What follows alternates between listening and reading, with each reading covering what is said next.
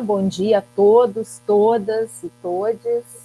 É uma alegria grande ter a Lia conosco hoje, né? Vou brevemente aqui fazer algumas apresentações, né? Eu sou Rose Gursky, psicanalista, professora aqui da Universidade Federal do Rio Grande do Sul, do programa de pós-graduação em Psicanálise Clínica e Cultura aqui da URGS, também do PPG de Psicologia Clínica da USP, né?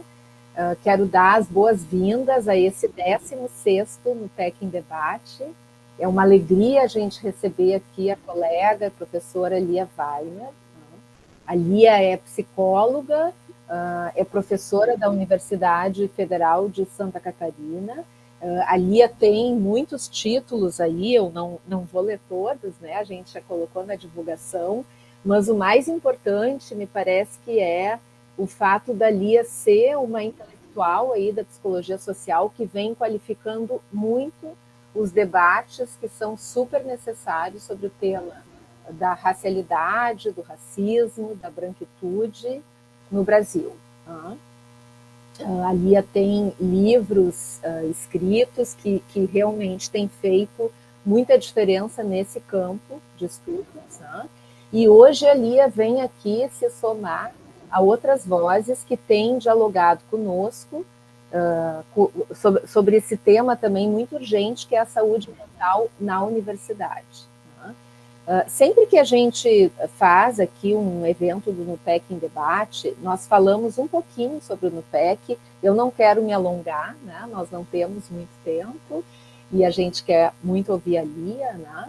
Mas o NUPEC em Debate, para quem está vindo pela primeira vez, é uma ação do eixo 3 do Núcleo de Pesquisa em Psicanálise, Educação e Cultura, da URGS e da USP. O eixo 3, gente, se dedica aos estudos que articulam psicanálise, educação, intervenções sociopolíticas e teoria crítica. Essa ação do NUPEC em Debate, ela acontece desde 2022, sempre de forma virtual. Eu acho que essa foi uma das boas heranças, um dos bons efeitos da pandemia, né? E sempre na última terça-feira do mês. Bom, a gente costuma dizer que o NUPEC em Debate é um espaço de interlocução com os nossos êxtimos, né? Porque a gente costuma convidar aqueles colegas que circulam pelos debates e discussões que as nossas pesquisas e extensões levantam, mas não estão dentro do núcleo, então são pessoas com quem a gente tem sempre o prazer e a vontade de dialogar, né? Estabelecendo diálogos, essa questão tão difícil da atualidade, né? Com outros campos de saber. Né? Bom, a cada ano, a cada semestre, a gente vem escolhendo uma temática âncora. No ano passado, no ano de 2023, foi o tema da educação antirracista e antifascista. Nós começamos o ano com o Michel German, que é também um querido colega, amigo da Lia, né? E encerramos em novembro do ano passado com o Marcelo Veras, psicanalista, colega da Federal da Bahia. Bom, e para esse primeiro semestre, a gente fez uma parceria, então, com o grupo de pesquisa multicêntrico de saúde mental na universidade, e aí o nosso tema do semestre vai ser justamente discutir, então, o que vem produzindo sofrimento e mal-estar na universidade, né? E de forma especial com os discentes. Então, assim, vou dar um spoiler aqui, né? A gente nem falou muito ainda dentro do grupo, mas a gente acabou de ter a confirmação do nosso convidado de junho, que vai ser 25 de junho, mas depois a gente transmite tudo isso, né? Nas divulgações aí do núcleo, que vai ser o colega psicanalista francês marroquino, Camille Ayouchi, que vem falar sobre psicanálise, universidade, raça e política. Tá? Então, assim, gente, a Lu, vou passar em seguida o microfone para ela, que vai falar um pouquinho aí das questões da nossa pesquisa. Essa pesquisa é um coletivo de professores e pesquisadores que se reuniu, eu costumo dizer, por pura angústia, né, e asfixia aí dos anos, especialmente entre 2019 e 2022, né?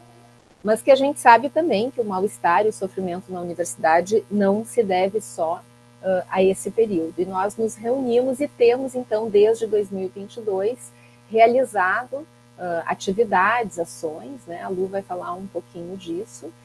E queria dizer, assim, que eu acho que a gente tem vivido, né, Lia, tempos muito difíceis, assim, não só no Brasil, como no mundo, todo o avanço da extrema-direita, as polarizações, as guerras, as grandes e as cotidianas, né? Então, assim, uma série de questões em relação às quais a gente realmente precisa fazer um esforço para sustentar aí a complexidade de pensamento, né?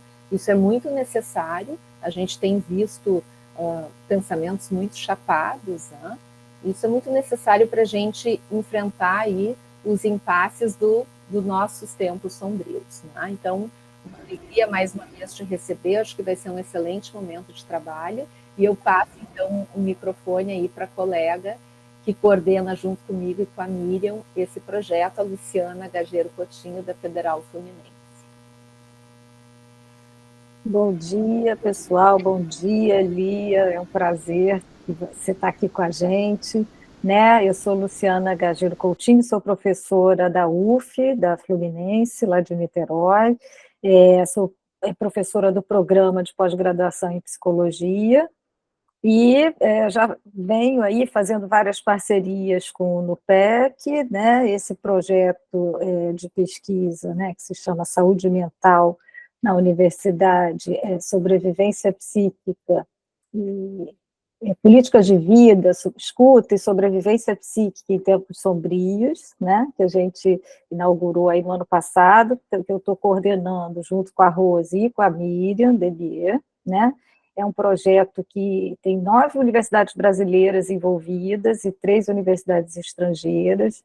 Então, essa é uma questão assim, que tem ganhado vulto, né? Não só no Brasil, mas no mundo, né?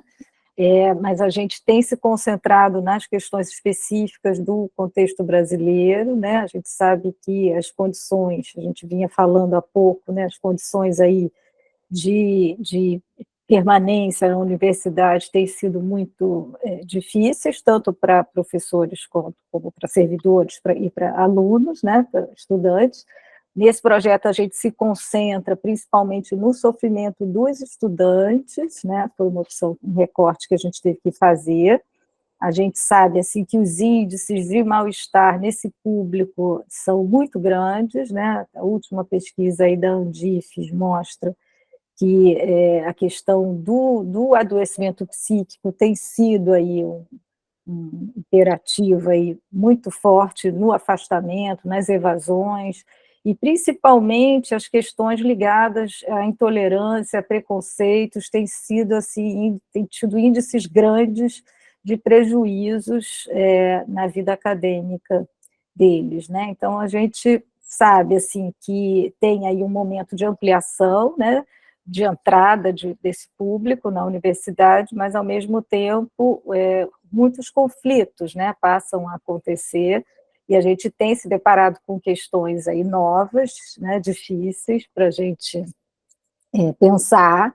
Então, que acho que vai ser muito importante esse momento aí de conversa com a Lia, né? A questão da racialização se torna aí, né, uma pauta para a gente, né, nesse projeto, e acho que é isso, assim, né? A gente quer muito te ouvir, Lia, e depois poder dialogar aí. Tem uma colega que levantou aqui a mão, que é a Bárbara Dias, que é professora também que é participante do nosso projeto. Bárbara, você quer falar? Perdão, Luciana, foi um problema aqui do celular, desculpa. Ah, tá. Então tá bom. Perdão, bom dia. Bom Desculpa, agora que eu dia. vi. Bom dia, muito obrigada. Desculpa. Então tá. Então vou passar a palavra então para a Lia. Obrigada aí. Bom dia. Eu agradeço, né, ao NUPEC, em nome da Rose, que fez o convite para mim, mas todos os professores e todos os discentes pelo convite. E fico feliz de poder falar um pouco desse assunto. sobre universidade, racialização e saúde mental. Fiquei pensando, né, o que eu poderia falar das experiências diversas em uma hora, né? Então, eu vou focar aqui, né, no que eu tenho chamado, assim, de permanência simbólica, tá? Eu acho que tem um aspecto bastante forte, que é pensar a permanência material, que diz respeito às bolsas, né, às formas, né, de manutenção e possibilidades dos alunos, né, conseguirem se formar. E eu acho que também tem algo que é o lugar, né, de se sentir parte da universidade.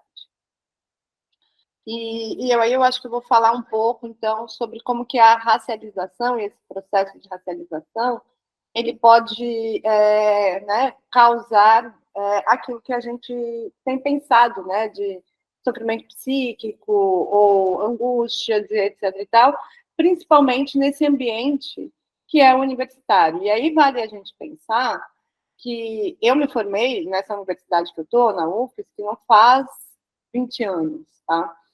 E eu me formei sem nenhum colega negro e sem nenhum professor negro. Vejam, isso faz 20 anos, né? E eu gosto de pensar que existe uma estrutura, né, que é nomeado como racismo institucional, que é a incapacidade de uma instituição de promover igualdade racial ou, né, de espelhar a sociedade que ela reflete. Esse era o cenário da maioria das universidades brasileiras até muito pouco tempo atrás, das universidades públicas, né, brasileiras. Eu tive minha primeira turma de formando, que formou 10 alunos negros na semana passada, e na psicologia, e assim, aquilo foi um acontecimento. Eu fiquei pensando assim, na bizarrice que é pensar que aquilo foi um acontecimento, que foi uma exceção, né?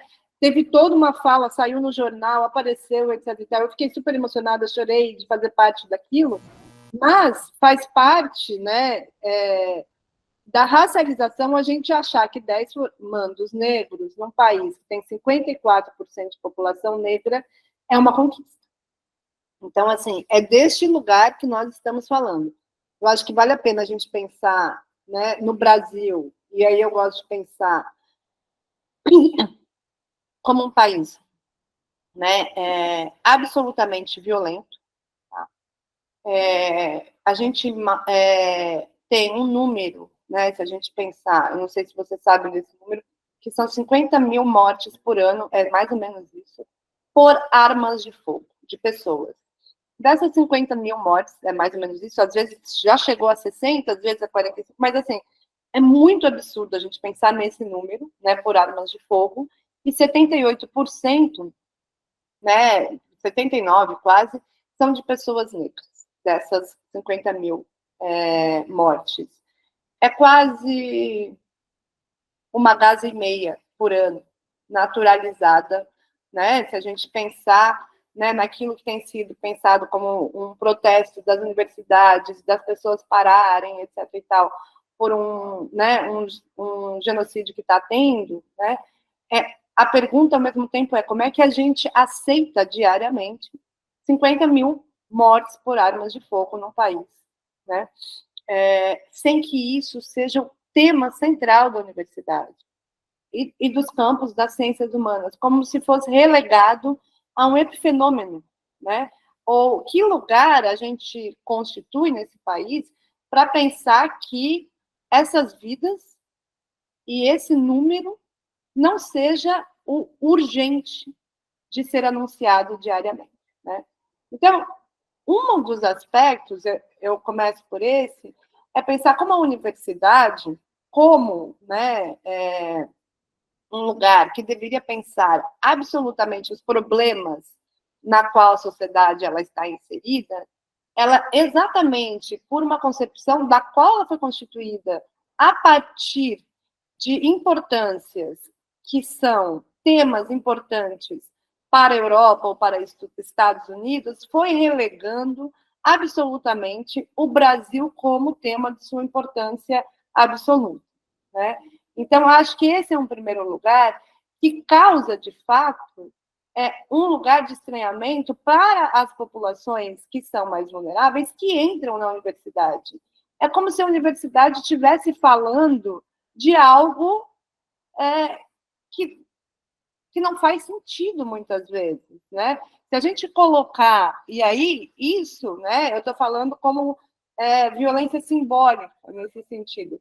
Se a gente colocar, né, o aspecto central do que tem sido, eu sou do campo da psicologia, mas acredito, né, que quase todas as ciências humanas se repetem de forma parecida, que é pensar os problemas da Europa por causa dos autores e das questões e das formas que a gente tem pensado, ou os problemas dos Estados Unidos, quase como se fossem parecidos aos nossos, isso vai colocando e relegando a própria importância da vida dessas pessoas quando elas entram na universidade, como se fossem vidas que valessem menos. Ou seja, a gente deve ter tido mais seminários, né, nas universidades, e aí pensando em psicanálise, pensando em ciências humanas, sobre Rússia e o marxismo, ou sobre o fim da análise, ou temas, né, que são importantes, do que sobre o número de assassinatos que a gente tem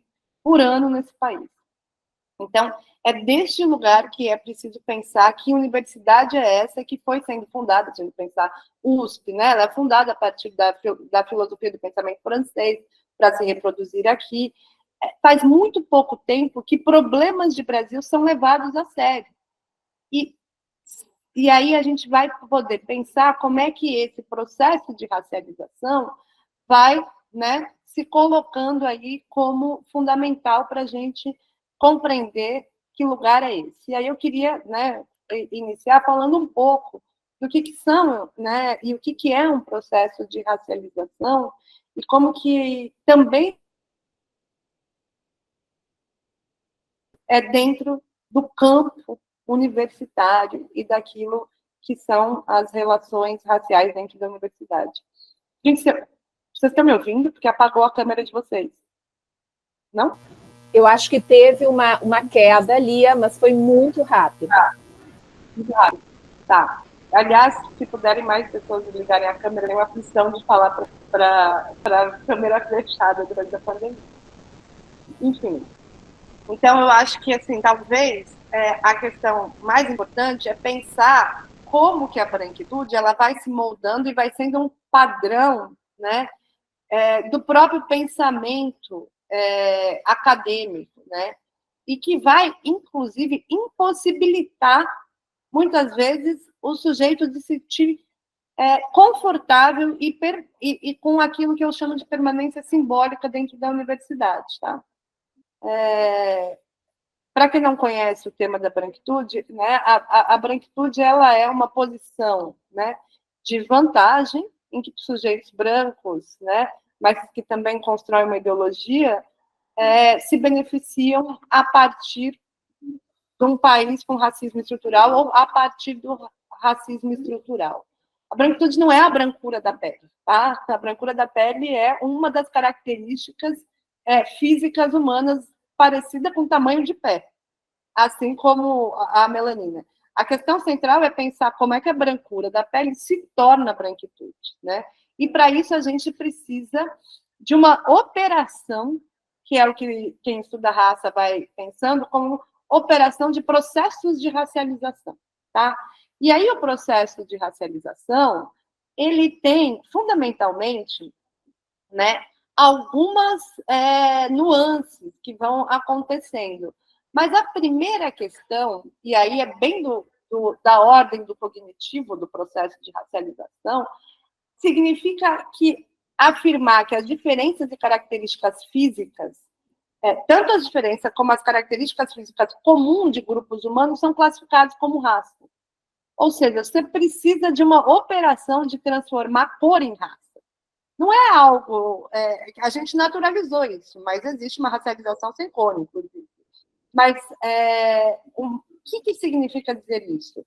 Que a primeira coisa que se faz para racializar um grupo é uma operação de agrupamentos, de agrupar pessoas dentro daquilo que a gente vai nomear como raça. Mas, para isso, precisa acreditar que as diferenças e aquilo que tem em comum se transforma em raça, o que não faz nenhum sentido, é uma arbitrariedade comum, mas está no nosso imaginário e funciona para materializar as desigualdades. Tá? A raça, ela é uma categoria fundamentalmente geopolítica, ela absolutamente não tem nada de imanente no sujeito, nem imanente biologicamente, muito menos culturalmente, tá? O que tem sido pensado. Ela é uma categoria geopolítica que coincide com a invasão colonial. Se a gente for pensar Ásia, tá? São os amarelos. A África, a colonização, viraram a categoria, né, negros. A América indígena foram os vermelhos nessa configuração, né? E a Europa, colonizadora, os brancos. Não faz o menor sentido a gente colocar um dinamarquês e um italiano na mesma categoria. Como não faz sentido colocar um senegalense e uma pessoa da Etiópia na mesma categoria. A Etiópia e o Senegal não dividem cultura comum, não dividem, inclusive, fenótipo comum entre eles, não dividem religião comum, absolutamente. O processo de racialização só nos diz duas estruturas de relação de poder. Se eu tivesse que falar, né, Lia, fala rápido o que é raça. É uma forma de dar significado às relações de poder construídas historicamente. É isso, tá? É isso que é a categoria raça. Mas esse processo de racialização, ele fundamentalmente, ele precisa que as pessoas acreditem em raça, que significa, né, pressupor que as diferenças, tipo, como se arbitrárias, tipo tamanho do pé, mas aí é cor, é fenótipo, gente, e características físicas tanto comum quanto diferentes, são classificadas em raça. Depois de fazer esse agrupamento, que você classifica pessoas comuns, pessoas diferentes, e chama isso de raça, é preciso acreditar fundamentalmente que aquele grupo e o grupo de pertença diz mais sobre o sujeito do que o sujeito em si. Ou seja, me diz que há uma continuidade do fenótipo para do físico para aquilo que seria interno, ou entre o físico e o moral. As raças não são apenas definidas por diferenças físicas, mas elas corresponderiam também a diferenças morais, psicológicas, intelectuais dos grupos. Ou seja, das diferenças físicas decorreriam diferenças morais, mentais, que seriam transmitidas hereditariamente. É assim que surge a ideia de raça. Agora, se fica muito abstrato, fica muito óbvio se eu pegar a categoria raça para animais, para a gente pensar como é que ela foi transportada absolutamente de forma arbitrária para os seres humanos. Eu não sei, né? Eu gosto de dar o exemplo do cachorro, porque é uma espécie, né? E quem tem cachorro de raça aí? Alguém fala para mim? Qual é o cachorro, Rose? Shih Tzu. Quais são as características físicas do Shih Tzu? Eu não conheço nada de cachorro. A principal característica não é física, é emocional, a afetividade. Mas ele é pequenininho, ele se parece um pouco com o antigo piquinês, o porte é pequeno, ele tem algumas doenças congênitas, a questão da visão, enfim, tem... Não sei o que eu posso te dizer mais. Tá bom. Olha só, o que é raça para cachorro? Significa dizer que tem um gene que informou o fenótipo. Ela falou. O gene informou o fenótipo. Vamos lá. Tem um gene que informa o fenótipo que todo mundo aqui reconhece que existe um pitbull. Tá? Todo mundo vê o pitbull na rua e reconhece ele. Mas não só reconhece ele pela aparência física, logo depois você dá uma continuidade sobre o comportamento dele, não dá? Ele é agressivo, ele é instintivamente feito para isso. E isso é uma questão genética, hereditária. Tá? Tem um gene lá que informou tanto o fenótipo, quanto informou o comportamento. A Rose disse que a primeira coisa que ela lembra do cachorro é que ele é afetivo. Veja, comportamentos, e depois ela fala uma coisa física. Essa ideia que existe uma espécie dividida em raça, ela foi, arbitrariamente, por uma pseudociência, transportada para os humanos. Então, quando eu estou dizendo que foi constituída uma ideia de raça para os humanos, eu estou dizendo que acreditou-se que existia um gene diferente em cada grupo humano que informava o fenótipo e que, através desse fenótipo, a gente podia atribuir comportamentos morais, intelectuais, estéticos, ou seja, uma ideia de civilização. Quando a gente diz os japoneses são determinados, a gente só pode estar usando a ideia de raça, tá? Porque a gente pode conhecer muitos japoneses não determinados, mas a gente acredita que os japoneses são determinados. Pode ser, inclusive, positivas características do processo de racialização. Tá? Nesses processos de racialização, existe fundamentalmente, né, essa ideia de continuidade entre o físico e o moral. E, principalmente, a predominância do grupo sobre o indivíduo. Ou seja, quer dizer que o comportamento moral e psicológico de um indivíduo depende do grupo racial a que este pertence. Né? Se a gente for pensar, a gente nem podia, inclusive, prescindir um fenótipo tão absoluto. Na pré-racialização, quando a gente vai pensar na Europa, as pessoas falavam que era o sangue impuro do judeu que causava o fato dele ser mesquinho. Ou seja, comportamentos morais, mesquinharia, etc. e tal, é própria de uma ideia de que o grupo do qual ele pertence, né, diz mais sobre ele do que a próprio indivíduo a priori. Vejam só, essas características de racialização, elas não estão para todos os grupos raciais da mesma forma. O próprio grupo que inventou a ideia de raça, né, que são os brancos europeus, se autocolocou como superior moralmente, intelectualmente e esteticamente. Só que a racialidade branca, ela não é vista como uma racialidade, ela é vista como uma neutralidade racial. Veja, a ideia de neutralidade racial significa fundamentalmente pensar que uma particularidade é universal. Exemplo besta, né? Quando a gente vai lá e fala luta das mulheres, né? Luta das mulheres, em geral, a gente está falando de mulheres brancas, mas ninguém precisa falar luta das mulheres brancas. A luta das mulheres brancas tinha uma demanda, por exemplo, sair para trabalhar. Veja, as pessoas negras e indígenas, mulheres, estavam trabalhando há mais de 500 anos. Não é uma demanda desse grupo. Agora, aquilo que é demanda do grupo branco, né, e de uma certa classe, é visto como demanda universal. Ninguém coloca... Então, quando a gente está falando luta de mulheres, a gente pode colocar branco, mas ninguém fala branco. Ou quando a gente fala...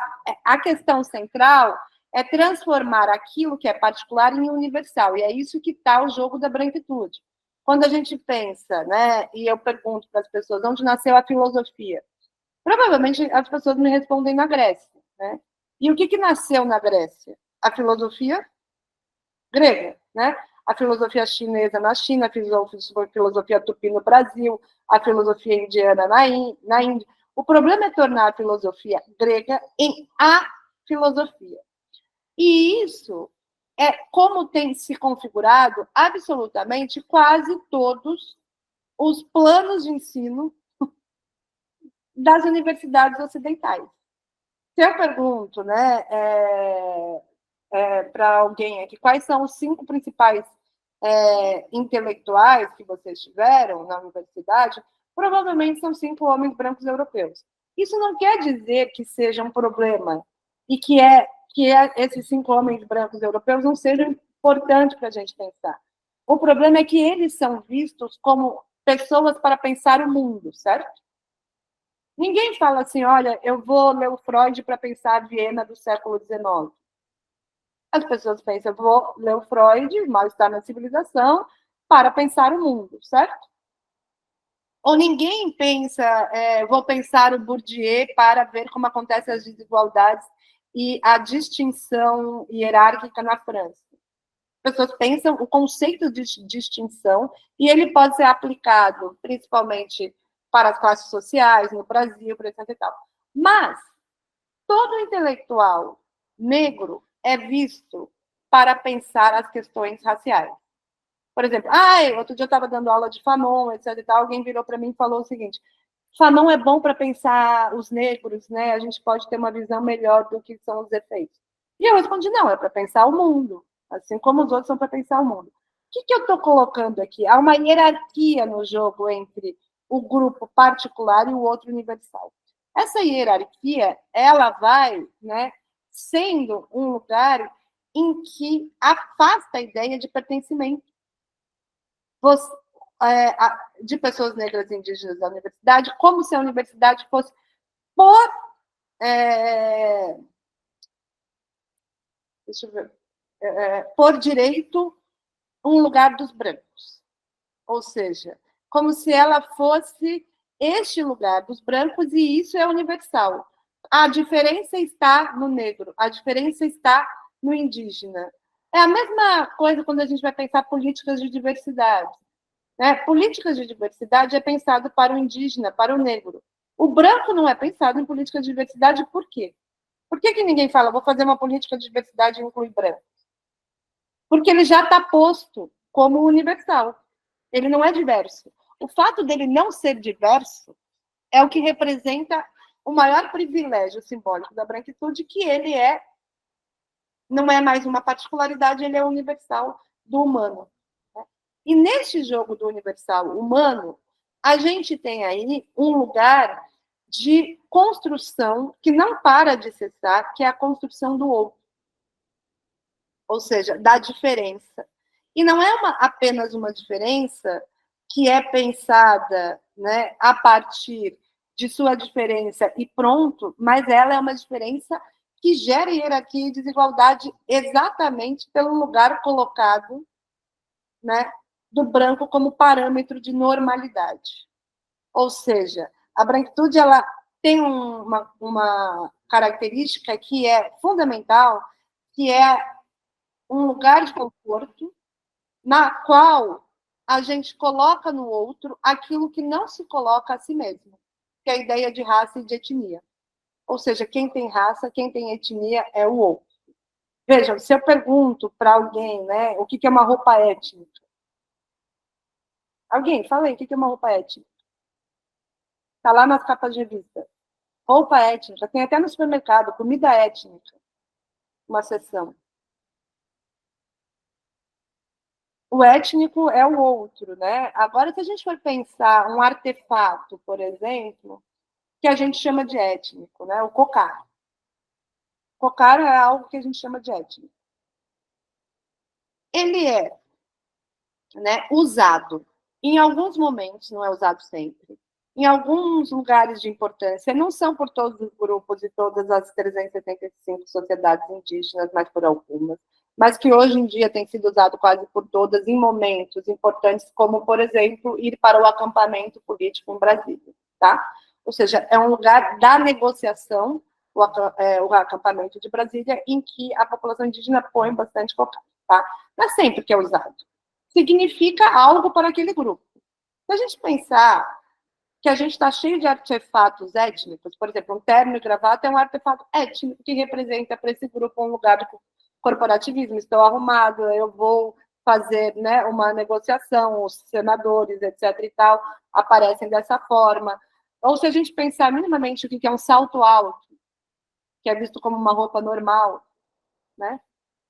Ela é um lugar, né? Ela é um artefato de fetiche feminino que tem um símbolo, né, de arrumar, de sexualidade, sensualidade, etc. e tal, que machuca o pé e dói pra caramba, porque a gente usa, mas não fica pensando, estou com um artefato étnico.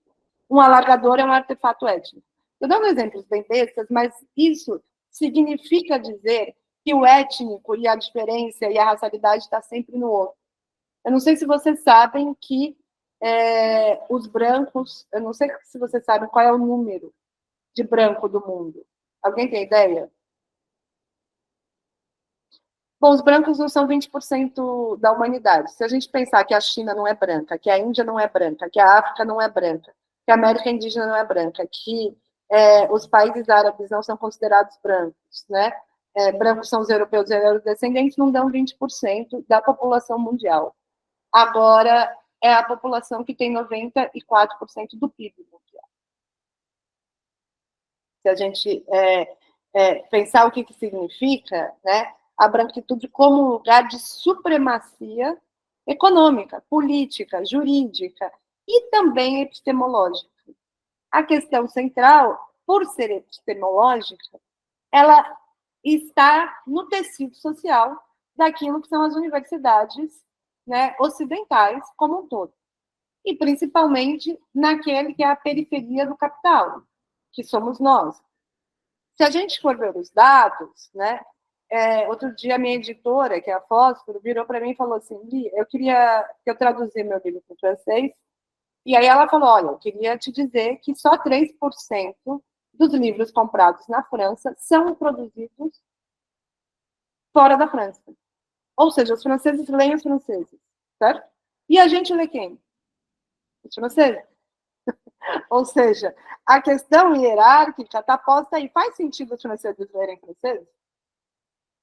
Agora, não faz sentido a gente não articular esse conhecimento, e não é nenhum... Eu não tenho essa coisa fetichosa, assim, de achar que tem que jogar fora esse conhecimento, mas não articular esse conhecimento com aquilo que é próprio de Brasil. Por exemplo, marxista, que diz que raça não é uma categoria que divide a classe, errou no método marxista, que é sócio-histórico. A raça é uma categoria que define a divisão de classes na sociedade brasileira. Se você não incorpora ela para pensar a classe trabalhadora, o mundo do trabalho, a divisão do trabalho a partir da raça, que é a ideia de intelecto, a ideia de técnica para o branco, a ideia de trabalho físico para o negro por causa do racismo, você errou no método. Ou seja, não há como fazer uma transposição dessas teorias sem pensar o Brasil. Assim como não dá para pensar exatamente naquilo que é a psicologia, que fundamenta, né, o nosso campo, uma constituição do sujeito sem pensar a racialização no Brasil. E aí, fundamentalmente, a gente tem que pensar que a racialização da população negra e indígena, ela produz efeitos psicossociais. E esses efeitos psicossociais são diversos. Um deles não é um caminho direto, eu deixei um texto bem importante para pensar com vocês aí, que é do social ao clínico. Não é um caminho direto que passa da sociologia para o sujeito. Mas há os efeitos, e há alguns efeitos que se repetem muitas vezes, né, se não há outras mediações possíveis, que já foi apontado por Franz Fanon, depois ele se repete na Neuza Santos, depois ele se repete, né, em quase todos os teóricos, que é a ideia, né, da pele negra, máscaras brancas, né, que é a ideia do seguinte: para ser considerado humano, eu preciso mimetizar o branco, porque apenas o branco é considerado humano. O que está no paradigma central de racialidade é que essa racialidade, apesar de ser, né, construída a partir da categoria de raça do 19, ela vem sendo construída desde os 16. No 16, no processo colonial, há uma pergunta fundamental, certo? Que é que mandam lá para o padre.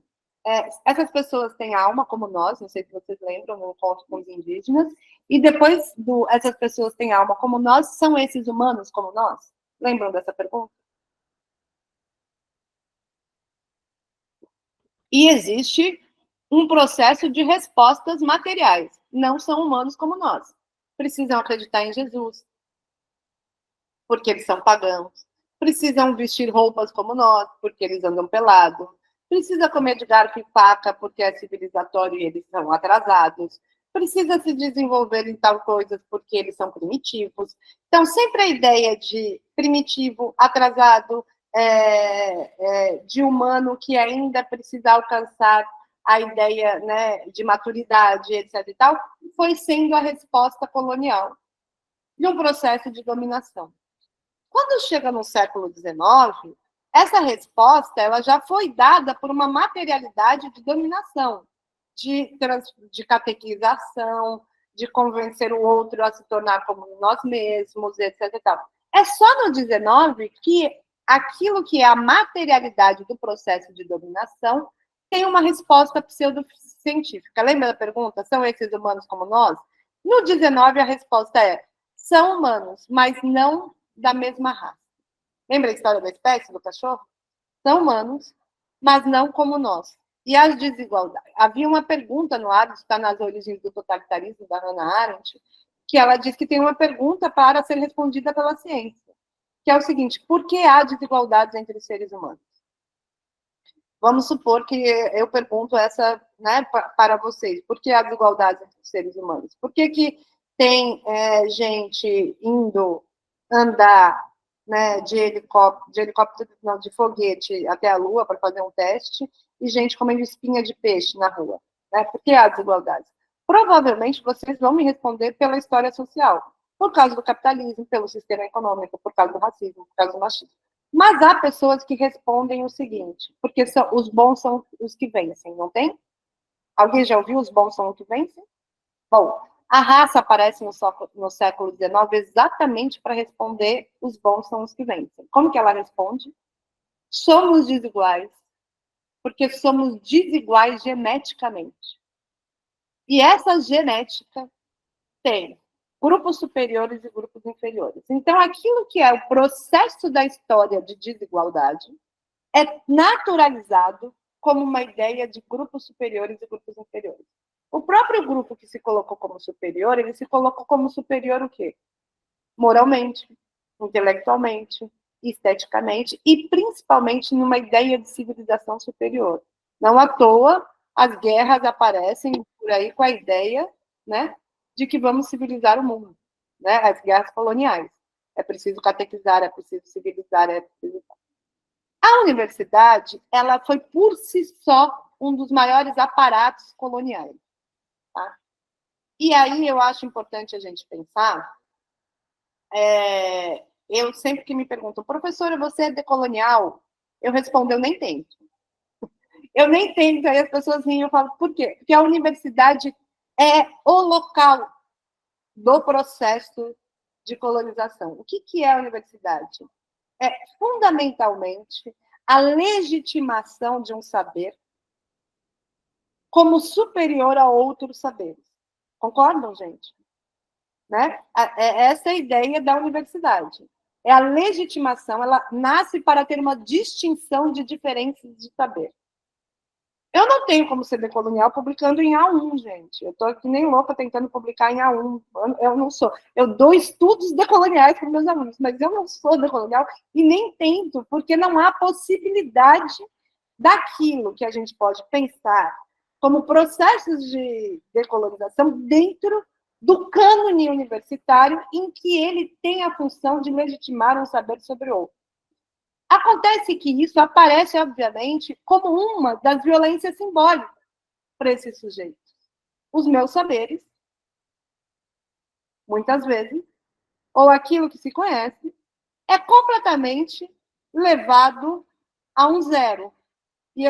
E o processo que eu tenho que passar aqui é de aprendizagem de todo este outro saber.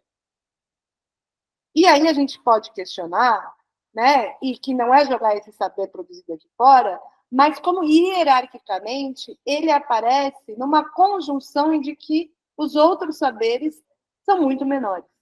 São hierarquicamente algo. E quando eles entram na universidade, a disputa é sempre como o universal e aquilo como particular de um hierárquico. Tanto que eu vou contar uma anedota, né?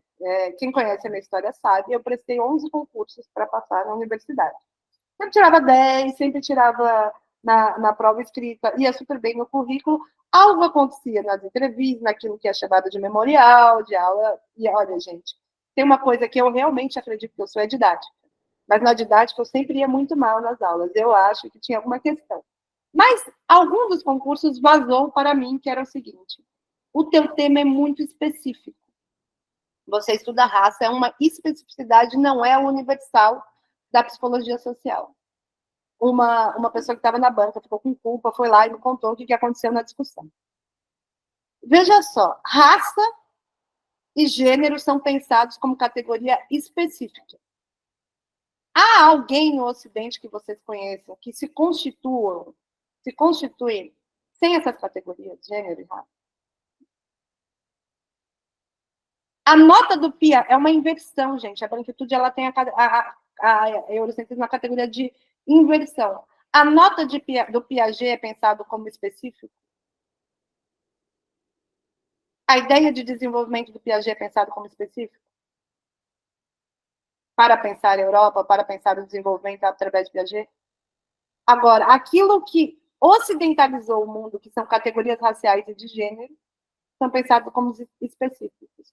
Vocês vejam o lugar na qual o conhecimento produzido por grupos racializados ou por mulheres são colocados como específicos e a nota do Piaget, de rodapé, como universal. Ninguém questiona alguém no concurso que a nota de rodapé é específica, concordam?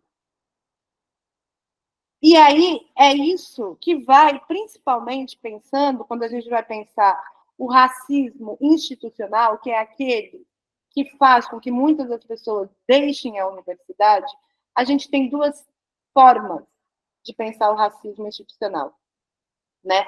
A primeira é que ele não se vê representado no corpo técnico da universidade, que são os professores e os docentes em geral. A Universidade Federal de Santa Catarina tem 1% de professores negros, tá? 1% de professores negros. Agora, isso não seria tão absurdo se a gente pensasse a população de Santa Catarina, mas quando a gente chega na Bahia, que tem 88% de pessoas negras, o número de professores e alunos negros não é muito maior do que de Santa Catarina. Para a gente pensar que essa configuração vai se reproduzindo nesse aquilo que a gente vai pensar como apartheid social brasileiro, né? E se formos pensar, né, o que significa aquilo que é pensado como expropriação própria daquilo que é a branquitude? 56% dos impostos pagos nesse país são de pessoas negras. E a coisa tributária faz com que os ricos paguem menos do que, em comparação, do que os pobres, né? Então, a população negra quase paga mais imposto do que a população branca. Os impostos são aqueles que pagam a universidade. Tá? 56% da universidade é paga por pessoas negras. Só que essa universidade, ela tem o seu recurso dado para uma grande maioria de brancos como professores e uma grande maioria de alunos brancos. Ou seja, há uma expropriação, mas que é invertida, que é uma das maiores características, né, do argumento da branquitude. E aí eu já vou falar sobre isso, é invertida quando se diz no senso comum que os negros indígenas estão roubando a minha vaga. A minha vaga nos diz da ideia de que aquilo é por direito do sujeito branco. Não faz sentido uma universidade paga por 56% de pessoas negras, né, nesse país, pretas e pardas, e essa universidade faça com que os sujeitos não se sintam pertencentes, simbolicamente. Não há nada que possa explicar, a não ser essa categoria ocidental de racialização e do branco como universal, que possa gerar um lugar em que pessoas que pagam a universidade, que construíram esse país, que foram expropriadas dos seus saberes, expropriadas das suas terras e etc. e tal, se sintam como não pertencentes a este lugar. Né? E aí, é neste lugar que é preciso, radicalmente, que cada sujeito que faz parte da universidade dê conta de construir uma divisão, e aí eu gosto de pensar aquilo que a Cida Bem vai pensar como pactos narcísicos da branquitude, que ela vai dizer o seguinte, que todo branco é beneficiado pela estrutura racista na nossa sociedade. E não é uma questão de, gente, da psicanálise, de identificação, tá? É uma questão de classificação racial. A identificação do sujeito branco com a branquitude, ela é tão numerosa quanto a quantidade de brancos que tem no mundo. Cada um vai se identificar ou desidentificar da branquitude como esse construto de superioridade moral, intelectual e estético de uma forma. Mas todos os brancos são materialmente beneficiados pela estrutura racista. Tá? A questão central não é pensar de como somos beneficiados, mas como a gente distribui esses recursos, principalmente dentro do próprio grupo. o pacto narcísico, pensado pela Cida Bento, não é a questão de ser beneficiado pela branquitude, isso é o legado histórico da escravidão. Um legado, ele não se mantém se a gente não roda a manivela da manutenção, da legitimação diária. A questão central é pensar como nós todos, que estamos, docentes e gestores da universidade, a gente mantém esse pacto que é de distribuir os recursos dentro do próprio grupo. Eu tenho até vontade para mostrar para vocês um diagnóstico do racismo institucional da Universidade de Florianópolis. E nesse diagnóstico tem a distribuição de professores, distribuição de bolsas, porque 2 anos fazendo, junto com um professor da estatística.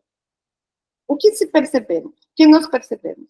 Que, por exemplo, as bolsas de pesquisa são dadas 98% para alunos brancos. As de permanência são dadas para negros, ou seja, não se pensa uma forma dessas pessoas se incluírem na pesquisa. E aí tem todo um capital cultural na qual os sujeitos brancos têm mais tempo, tendo mais tempo eles conseguem participar de núcleo, participando dos núcleos eles conseguem ficar mais perto dos professores, mais perto dos professores, quando a bolsa vem, aquelas pessoas são de confiabilidade, já são de conhecimento. Bom, há uma quantidade de questões que levam a este resultado. A minha universidade, por exemplo, para tentar ver alguma forma, abrir um edital, a parte que chama edital de bolsa de pesquisa de ação afirmativa.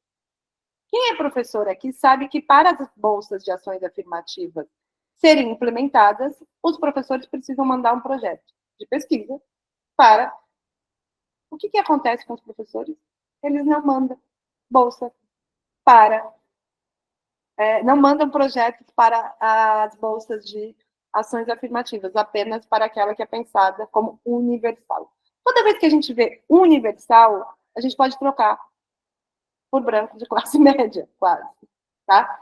Aquilo que é universal. E aí, principalmente, o fundamental é pensar que não há políticas universais sem pensar políticas específicas, tá? A única forma de criar uma universalidade, né, naquilo que é direitos iguais é mantendo políticas específicas. Porque a especificidade pode concluir uma ideia de que todo particular é universal. E o branco também precisa se pensar como particular e não universal. Essa é a questão central na qual a universidade precisa se rever. A história geral não pode ser mais história da Europa. Porque, gente, não faz sentido. Do que você tem aula de história geral e a história da Europa? O resto é a história da América, a história da África, a história universal. Psicologia brasileira. Ninguém chama outra psicologia de psicanálise europeia, certo? Ninguém chama de psicanálise europeia, mas a psicologia brasileira é uma particularidade.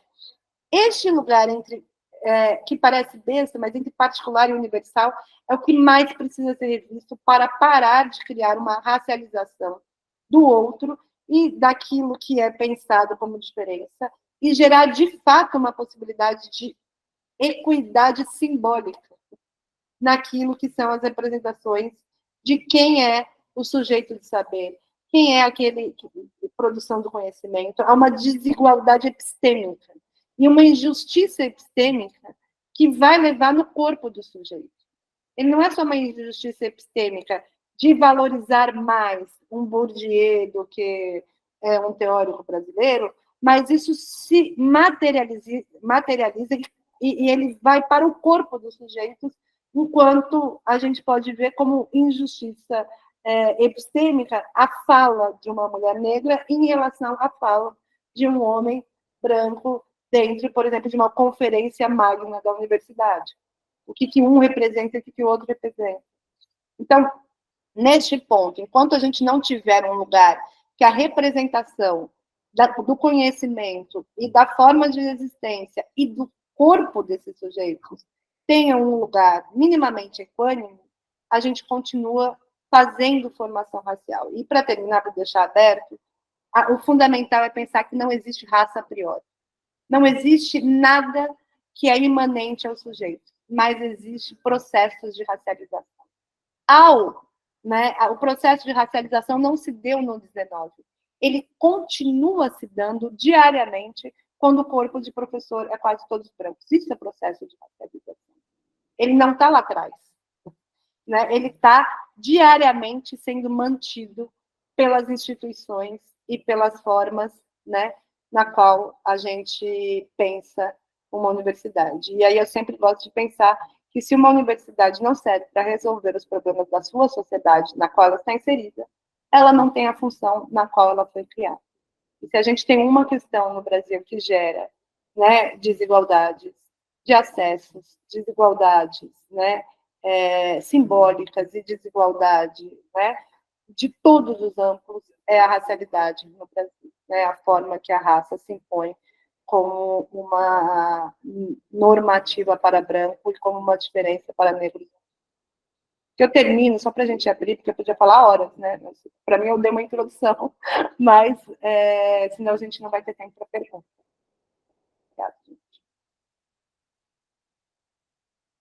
Nossa, muito obrigado, Lia, por essa fala, assim, tão potente, né?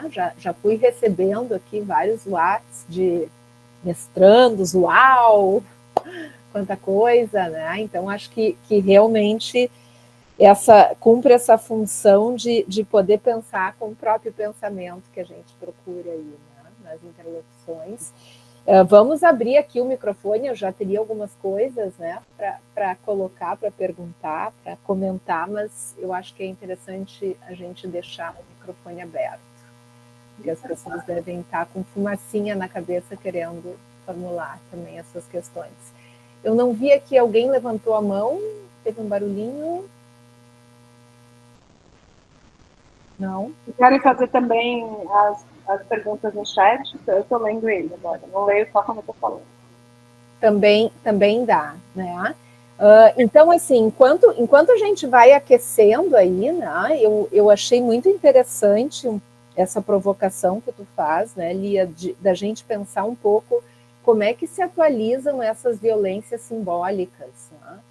Então, isso eu acho que é um trabalho que a gente tem, né, na universidade, talvez especificamente nessa pesquisa ampla e coletiva que a gente está tentando levar adiante, quer dizer, como se atualiza essa violência simbólica, pensando justamente naquilo que é tão circunscrito, né? A missão, a tarefa da universidade, que é como que a gente lida com as epistemologias com as quais a gente trabalha, e aí de poder reconhecer os epistemicídios, né? Que alguns genocídios também acontecem nesse campo, não só na violência aí do dia a dia, como tu estava ilustrando e trazendo de forma tão importante. Então, isso eu acho que é uma questão preciosa para nós, né? Como é que essa construção de conhecimento, né, vai se transformando em hegemonia de pensamento e como isso vai produzindo processos que são realmente bastante violentos, né? Mas aí eu queria, não sei se eu vou conseguir formular muito bem o que eu acabei um pouco pensando, te ouvindo, né? Mas essa estrutura universalista ali do pensamento, né, me parece assim que macula, digamos, a dimensão da complexidade e que tem a ver com a alteridade que tu também falava, tá? Que é super necessário para a gente, digamos, levar adiante ideias de equidade, de justiça social, de distribuição, enfim, né? Que são tão caras também ao pensamento progressista, universitário, acadêmico, né? E aí eu fiquei pensando um pouco de que mesmo que a gente fique muitas vezes, digamos assim, pensando nessas categorias de justiça, né, e do ponto de vista ético, que a gente pode acabar estraçalhando um pouco a dimensão da alteridade, né? Então, pensando aí em algo que está tão em moda agora, que é a questão da colonialidade, que a gente sabe que é uma verdade, né? Que é um leitor, digamos, das nossas relações, mas que atualmente tem servido como um saco de gatos, digamos assim. Tá? Então, se tu pudesse falar um pouquinho mais disso, eu acho que nos ajuda a pensar aí algumas questões. Também teria outras coisas, mas vou parar por aqui. Não sei como é que tu prefere fazer, Lia, comentar, a Lu também está de mão levantada aqui, ou a gente fazer um pouco de 2 em 2 questões e aí tu fazer um comentário? Que a gente pode fazer uma rodada, 3 ou 2, tá. E aí... Tá. Joia. Lu? Bem, Lia, muito obrigada, realmente, assim, foi muito bom e realmente você é muito didática, realmente, assim, né, para trazer essas categorias todas. Eu fiquei, assim, pensando, mas também queria tirar uma dúvida com você, né, eu entendo que você fala dos processos de racialização, né, historicamente, né, mas também como processos permanentes que também vão se dando, né, e que talvez nesse momento é importante, de certa forma, que esses processos de racialização possam acontecer, inclusive no ambiente universitário, né? Eu acho que foi assim que eu entendi, né? E tem sido para nós, né, uma questão no projeto isso, né? Inclusive, assim, a gente tem percebido a importância de se deparar mesmo com a questão da branquitude, com estudar, com pensar sobre a questão da branquitude, do nosso lugar de pesquisadores, professores na universidade. Então, essa tem se tornado uma questão para nós, né? E aí queria te pedir, assim, se você poderia comentar um pouco, né, como você vê isso, né, esse processo de racialização nossa, né, enquanto professores brancos, né, e como você vê, né, essa possibilidade de ocupar esse lugar, né, nesse novo contexto aí, né, de mudanças, de conflitos, né, como pensar essa convivência que já é desigual, né, já é de saída desigual, e que tem aparecido nas relações entre professores e estudantes e também entre estudantes, né, da universidade. Tem sido uma questão para nós. Mais alguém, gente? Acho que essas 2 perguntas já dão bastante, vocês vão Muita coisa, então vamos dar um tempo. Eu vou começar pela Luciana, depois pela Rose, porque eu vou juntar as respostas. Mas eu acho que tem uma questão que é fundamental, Luciana, e tem uma fala do Sartre no questão Reflexões sobre o Racismo, que é um livro que eu gosto bastante, que ele vai dizer no Orfeu Negro, é separado, né? Esse texto do Sartre, Reflexões sobre o Racismo, ele tem uma primeira parte que é sobre a questão judaica e uma segunda parte que chama o Orfeu Negro, né? Que ele está pensando sobre negritude.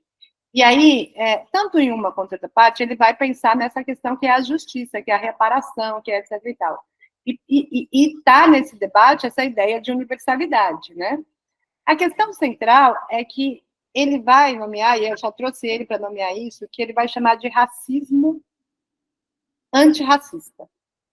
E aí eu coloquei um texto meu aqui, que é esse segundo, que chama Racismo e Antirracismo, a categoria raça em questão, que é o seguinte: não há como você sair da raça sem ser pela raça, tá? E aí, fundamentalmente, não é possível, se a gente for pensar, e eu fizesse uma pergunta para vocês agora, como é que as pessoas que perderam os direitos e que elas têm menos acesso e sofrem injustiça social pela questão racial ou por serem nomeadas como negras, poderiam lutar para pedir direitos? Que nome você daria para este grupo? Bom, primeiramente tentaram, por exemplo, pensar afrodescendentes, porque não seria uma categoria racial. O que acontece que afrodescendentes não deu certo? Porque existem muitos afrodescendentes que hoje são brancos, mas têm descendência negra, certo? Então, eles são beneficiados por essa pigmentação que no Brasil a raça tem esse lugar de cor como metáfora de raça. Não é em todos os lugares assim. Então, não daria certo. A única categoria de unificação dessa população para lutar por direitos é a categoria negra, tanto que é essa que a gente tem cotas. Não tem outra categoria. Ou seja, é o que ele vai chamar de racismo antirracista, ou que a lógica das cotas vai chamar de discriminação positiva. Nesse sentido, ao ser pela categoria raça, na qual a articulação pode ser dada pela luta de direitos, os brancos também precisam se entender como categoria racial, porque senão eles se reproduzem como a ideia de universalidade. E a questão central, para voltar à pergunta da Rose, não fundamentalmente, largar um certo campo de conhecimento epistemológico, por exemplo, aquilo que veio, né, produzido na Europa, e começar um outro campo e inverter a lógica. É fundamentalmente pensar que toda particularidade é universal. A história dos Yanomamis serve para a gente pensar o mundo. Ela não serve para pensar os Yanomamis apenas. Ela é uma particularidade, mas ela é uma particularidade que pode ser pensada como universal. Se a gente tivesse na história, no ensino de história, fundamentalmente, por exemplo, a gente conhece um feudo, certo? Todo mundo aqui lembra como é que funcionava o feudo? Aprendeu na aula de história? Gente, por que a gente aprendeu um feudo e a gente não aprendeu o que estava acontecendo no Brasil na mesma época, por exemplo, como que se mantinha Casa Grande e Senzala no Brasil? Os meus alunos não sabem nada de escravidão. Absolutamente nada. A gente teve 400 anos de escravidão nesse país. De cada 10 anos de Brasil, 7 foram de escravidão. Se tem uma instituição que pode explicar o Brasil, é entender as formas de vida própria da escravidão. Não é saber que teve 400 anos de escravidão. É entender como é que eram os castigos, entender como é que as pessoas casavam, aonde que umas pessoas eram enterradas. Por exemplo, vala comum para os escravizados, igreja para as pessoas e cemitério. Isso se reproduz na pandemia depois. Ou seja, a gente não tem uma ruptura por completo desse sistema. A gente tem continuidades culturais. Então, não faz o menor sentido a gente saber como é que funcionava no feudo. E não saber, por exemplo, porque isso nos diz muito, inclusive de Brasil, é que uma mulher branca, senhora de escravo, não tinha direito a ter terra no nome dela, não tinha direito a ter dinheiro no nome dela, não tinha direito a nada, mas ela tinha direito a uma coisa, a mulher branca, a ter um escravizado no seu nome, uma mulher escrava no seu nome. Isso nos mostra da ruptura radical que a gente pode pensar de luta daquilo que a liberdade de uma dependeu, principalmente da subversiência e do processo radical de racialização do trabalho doméstico. Se a gente não entende que as crianças brancas, elas tinham uma criança de estimação, na qual era castigada enquanto ela fazia alguma coisa errada. Assim, é um tanto de cultura que nos explica o Brasil de hoje, que foram conduzidas a partir da escravidão, que não faz o menor sentido que a gente não entenda que isso que é chamado de particularidade própria da escravidão brasileira seja universal para entender o mundo, para entender a desumanização, para entender a história dos processos de desumanização do humano. Esse particular é universal também. Ele se reproduz em processos de desumanização em outros lugares. Ou seja, não é apenas a gente que tem que entender que o feudo deixava a população, a nobreza como riqueza e o outro como pobre, e se instituiu uma história de classe, na qual a gente aprende com ela. Mas a gente radicalmente, né, não legitima esses saberes como conhecimento para aprender o mundo. Então, eu acho que é fundamental pensar o epistemicídio a partir da ideia de que há uma valorização daquilo que é um conhecimento, né, produzido em certos locais, exatamente como aqueles que valem, e outros como muito específicos. Eu estou batendo nessa chave, porque é aí que pode produzir a mudança. Entendeu? Todos os particulares são universais. E, principalmente, a branquitude também é uma particularidade. E é uma particularidade homicida. É essa que é a questão. é que na produção de racialidade branca só cabe um. É um mundo que só cabe um mundo. É essa a questão central. Porque é isso que vai ser pensado como essa produção de superioridade eugênica que exterminou, por exemplo, 6 milhões de judeus na guerra, que, por exemplo, escravizou a população negra, porque não é um mundo que caibe o outro. E aí tem uma especificidade particular da branquitude. Uma constituição a partir de uma racialidade dominante, na qual todos os outros grupos deveriam se espelhar e se tornar como. Por isso o pacto narciso. Né?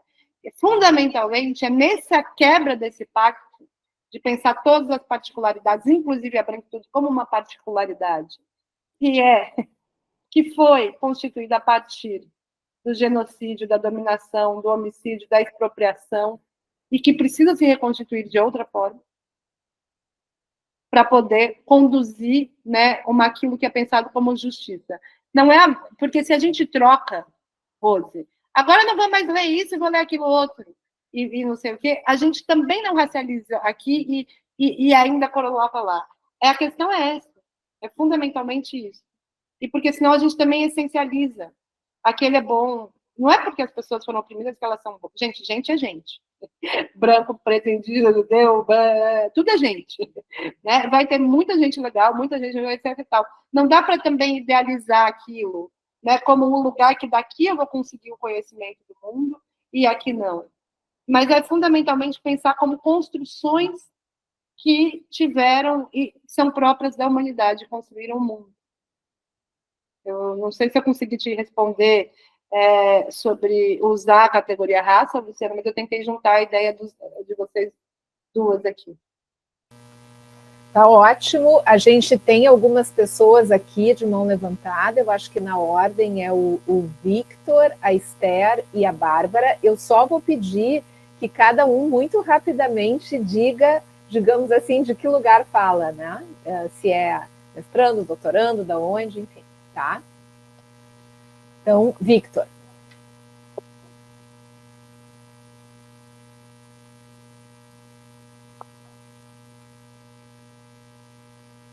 Seu microfone está fechado, Victor. Olá, boa tarde.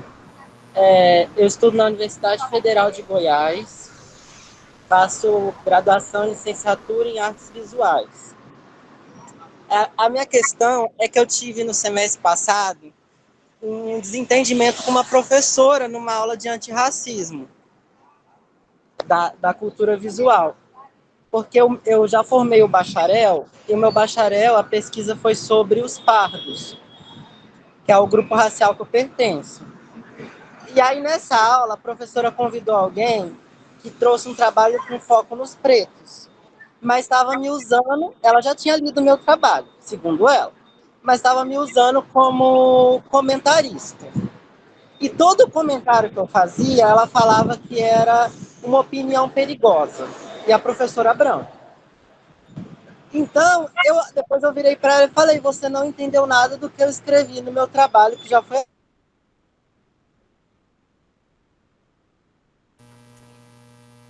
Vitor? Alô? Eu achei que aquilo meio que era uma aula de antirracismo, mas que estava abafando a fala de pessoas racializadas. Então, eu gostaria de saber como é que eu posso tentar lidar com essa situação.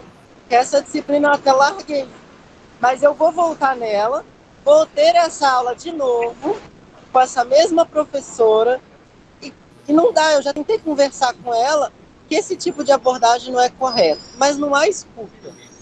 Então, como que vocês procederiam assim? Vamos fazer uma rodada, Lia, pode ser? Obrigado pela questão, Vitor. Depois eu acho que é Esther, né? Bom dia, eu sou mestranda na URGS de Psicanálise e Clínica Cultura, orientanda da Rose. Eu fiquei presa nessa ideia, Lia, achei muito interessante essa afirmação que tu faz da própria estrutura da universidade ser colonial. E isso me fez pensar em algumas coisas, assim, eu pensei na produção de conhecimento que se faz dentro da universidade, pelos grupos que são majoritariamente brancos, e que parece que esses temas de racialidades são de responsabilidade de pesquisa de pessoas negras. Isso me fez pensar de uma fala do escritor Jefferson Tenório, que ele fez uma roda de conversa numa feira do livro, em que ele pergunta, assim, como uma denúncia, ele pergunta, por que não me chamam para mesas de literatura inglesa ou estadunidense? Por que só me chamam para falar em mesas sobre autores negros? Ele fala, gente, eu sei falar sobre outras coisas. E essa afirmação, essas duas, assim, mas essa afirmação da universidade ser um lugar, ser a própria estrutura colonial de produção de conhecimento, que a gente vai tomar como a produção de verdade, né, e a verdade neutra, a verdade branca, isso me levou a pensar na produção de conhecimento da esfera do senso comum, assim, do Zap, sabe, e eu fiquei pensando nesse desequilíbrio, assim, entre quem é que produz essa informação, esse conhecimento, quem é que produz essa palavra, e o lugar que ela toma, o lugar de destino, quem é que recebe, quem é que escuta, quem é que repete. Porque tomando a produção que se faz dentro da universidade, feita por um grupo de pessoas, para um grupo de pessoas, que a gente sabe que o que se produz em universidade ele demora um tempo, muito tempo, ou vai muito devagarinho, acessando os lugares fora da universidade, mesmo tendo práticas de extensão, esse conhecimento ele demora muito tempo para se tornar algo comum, que não seja só para esse grupo. E eu fiquei pensando nesses dois conhecimentos e pensando que essa produção de informação, de conhecimento de verdade, que ela é feita fora da universidade, que elege presidente burro e assassino, do poder dessa palavra, que ela é muito grande. E eu fiquei pensando assim, né, fazendo essa associação, essa comparação, esse desequilíbrio entre os dois lugares, quais são os caminhos possíveis para uma produção de conhecimento que seja decolonial?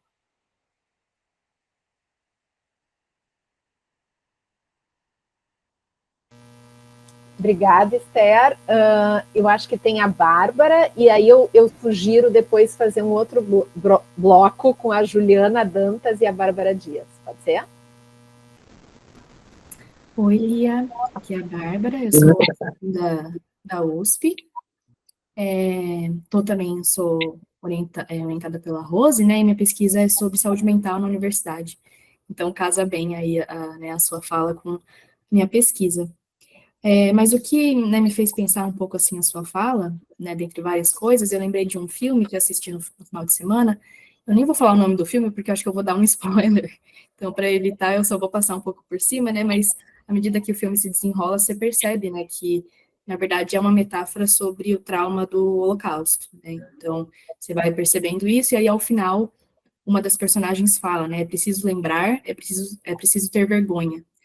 E aí, quando você me fala desses dados, né, da violência no país, né, os dados, por exemplo, dos impostos, né, 56% das pessoas, né, que pagam os impostos são pessoas negras, né, me faz pensar um pouco disso, né, assim, como é possível não ter vergonha, né, como é necessário, talvez não ter vergonha, mas ter essa lembrança, né, e isso é o que faz possível, né, a mudança essa virada, né, da epistemologia, essa retirada do lugar, né, do branco do lugar do saber universal. Só que aí também nessa palavra vergonha me remete muito a um moralismo, né, assim, tanto vergonha quanto culpa, por exemplo, a culpa branca, né, e aí eu gostaria de saber de você, assim, o que você pensa, né, se não ir pela culpa, ir pelo moralismo, qual que é o caminho que a gente pode tomar para chegar a essa virada? Eu não sei se faz sentido o que eu estou falando, agora que eu estou me ouvindo, mas enfim, acho que é isso. Obrigado, Bárbara. Lia?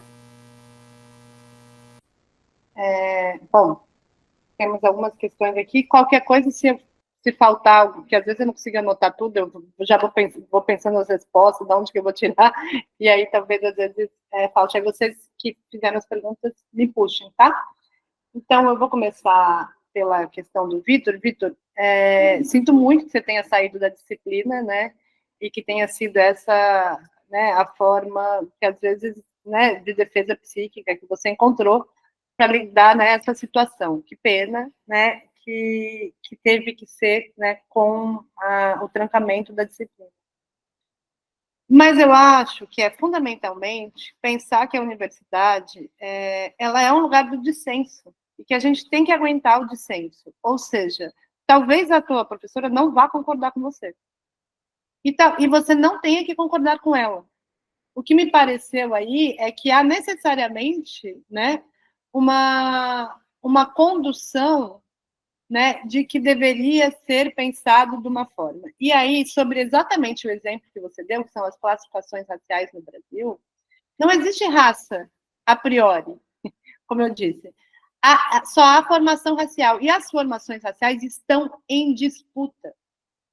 Existe a formação racial racista, que é hegemônica, mas existe uma formação racial antirracista também, que é o que eu respondi para a Luciana, que ela é contra-hegemônica. Quando o movimento negro diz o seguinte, pretos e pardos é aquilo que a gente nomeia como categoria negra para lutar por direitos, isso é uma formação racial. Pardo até a semana passada, não é até a semana passada, estou falando há 20 anos atrás, não era nomeado como pardo, as pessoas chamavam de mulato na rua, certo? É uma conquista contra-hegemônica de falar, olha, não é esse o nome. Mas por que isso é possível? Porque não há uma realidade da raça. A raça é discurso. Ela é principalmente, e no Brasil nós temos 5 discursos mínimos que estão em classificação racial ao mesmo tempo. Não é que eles estão cada um no lugar. A gente tem a categoria do IBGE, por exemplo, que é branco, asiático, né, branco, amarelo, indígena, preto e pardo. Essa é a categoria do IBGE. Tá? A gente tem a categoria produzida pelo movimento negro, que é nomeado como brancos e negros, que negros é uma categoria política, não é preto e pardo, que é cor. Ou seja, não é mais uma categoria de cor, é uma categoria de raça. E que foi produzida a partir dos dados que mostraram que pardos e pretos eles têm acesso à saúde, educação, etc. Estão muito parecidos e muito distante da população branca. Então, foi uma estratégia contra-hegemônica de produção racial para lutar por direitos. Ela tem questões? Tem questões. Por exemplo, os indígenas do norte do Brasil se nomeiam como pardo. Acaba produzindo por em vez de indígena, e acabam sendo uma invisibilidade porque coloca uma identidade negra que, na verdade, é indígena, né? Tem sido denunciado esse pardo a partir de movimentos indígenas. Mas, ao mesmo tempo, tem uma luta que é de conquista. O que acontece? Me parece, eu não gosto de falar, né, sobre o que aconteceu numa sala, etc. e tal, na qual eu não estava presente, mas me parece que há classificações aí que são distintas de como que se opera as classificações raciais, e nenhuma pode ser pensada como verdade, não há uma verdade da raça, e é isso que, inclusive, ela é em relação, por exemplo, eu tenho um grupo de pesquisa aqui que quase todos os meus alunos, não sei se tem aluno meu aqui, são negros. Só que há o negro de Porto Alegre e há o negro da Bahia no meu grupo de pesquisa. E havia aqui uma discussão, quase que deu uma ruptura de que, sei lá, a pessoa negra de pele clara de Porto Alegre não era negra. Isso apontado pela pessoa negra, não sei o que, da Bahia. Enfim, estava acontecendo isso no meu grupo de pesquisa, e não é do meu grupo de pesquisa que isso acontece, né? Acontece em todos os coletivos, acontece em todos os lugares, isso implode várias coisas. A questão é que há uma produção aí de que há uma verdade, e a verdade é o negro da Bahia. Não é uma verdade. As pessoas são consideradas racialmente a partir do local que elas estão e das categorias raciais do local que ela está.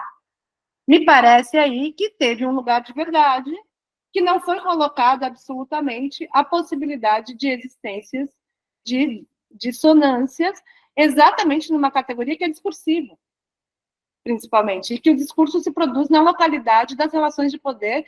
Uma mesma pessoa branca às vezes, que ela é considerada branca no norte, na região norte do Rio de Janeiro, chegou no Leblon, não é mais.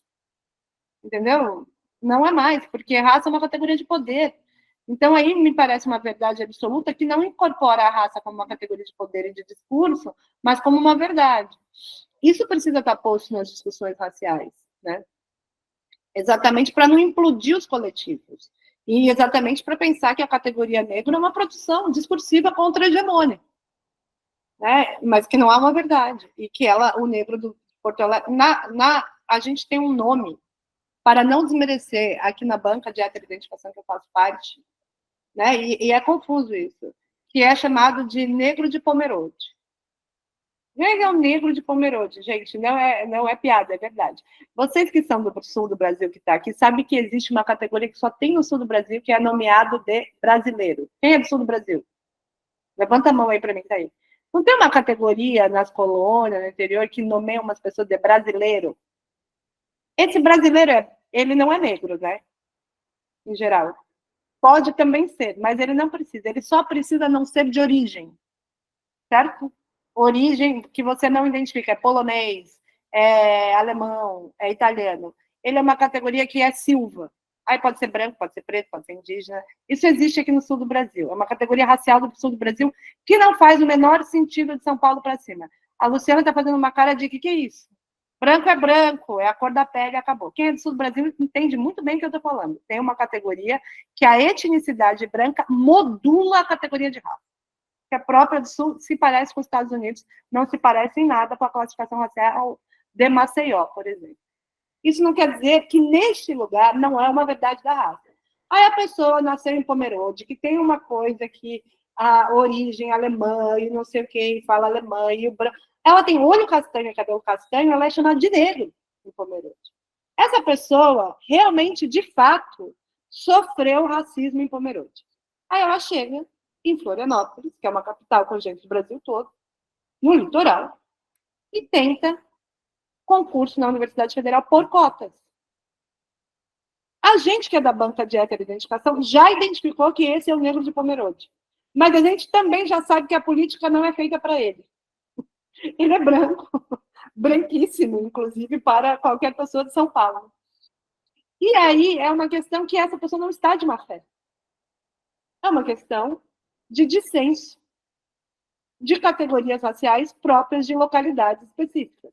Mas como a categoria raça, ela também tem uma produção nacional, e é a partir daí que a política pública é colocada, não é para o negro de Pomerode.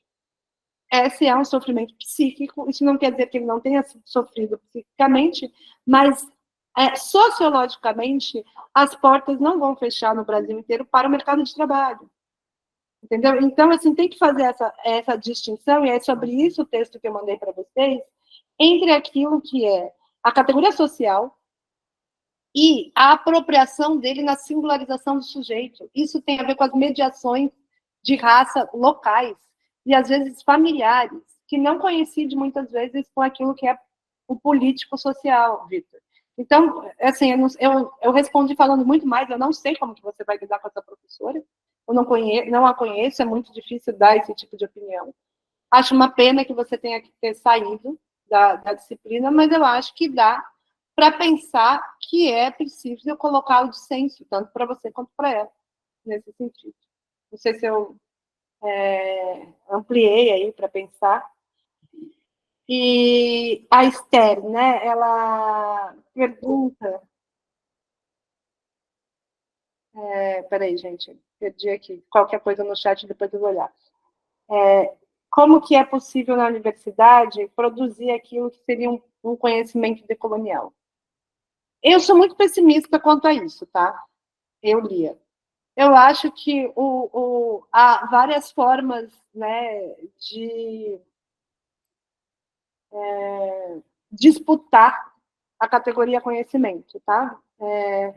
E que, em geral, os saberes, né, e os conhecimentos, né, que a gente também nomeia muito como decolonial, disputam melhor de fora da academia do que de dentro. E eu vou falar por quê. Porque a universidade realmente, de fato, funciona a partir da ideia de que são saberes legitimados por pares, que precisam ser reproduzidos cientificamente, que eles precisam ter um método, etc, etc, etc, etc, e tal, na qual, né, se produz aquilo que é nomeado como ciência. Tá? A universidade não vai abrir mão daquilo que é pensar conhecimento científico.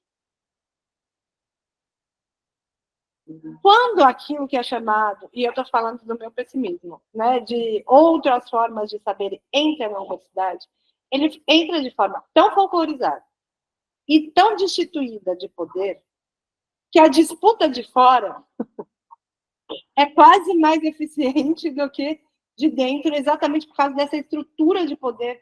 A pessoa não vai conseguir publicar um artigo. E a estrutura de poder tem a ver exatamente com esse lugar da universidade, da produção de conhecimento, de disputa. Ou seja, eu não estou falando que é verdade, eu não estou falando do meu pessimismo dentro dessa estrutura. O que eu acho que nós podemos fazer dentro dessa estrutura? Um máximo de justiça social, que não significa a mesma coisa que pensamento e conhecimento colonial. Justiça social e justiça epistêmica, que é fazer com que, né, as pessoas tenham uma escuta, né, para todos os lugares, para todas as produções de conhecimento, localidade, etc. e tal. Agora, vou contar uma coisa pessoal, parece besta, mas é que eu sempre penso. Eu sou filha de astróloga, tá? Minha mãe acreditava na astrologia, acredita, quer dizer, ela faleceu, mas ela era uma maravilhosa, uma astróloga maravilhosa, etc. e tal. Achava tudo que eu fazia aqui na academia uma besteira. Inclusive, ela falava que eu estava perdendo meu tempo, que a astrologia era muito melhor, porque ela tinha, em vez de 3 possibilidades neuróticas, que é obsessivo, compulsivo, histérico, não sei o quê, 12 planetas, com 12 casas, com não sei o quê, etc. e tal. Eu estou contando isso para você. Quando eu tinha 12 anos, eu fui na escola diagnosticada. Já estava na moda diagnosticar com hiperatividade, dislexia e... Qual que era? Outra, sei lá, TDAH. Já fui...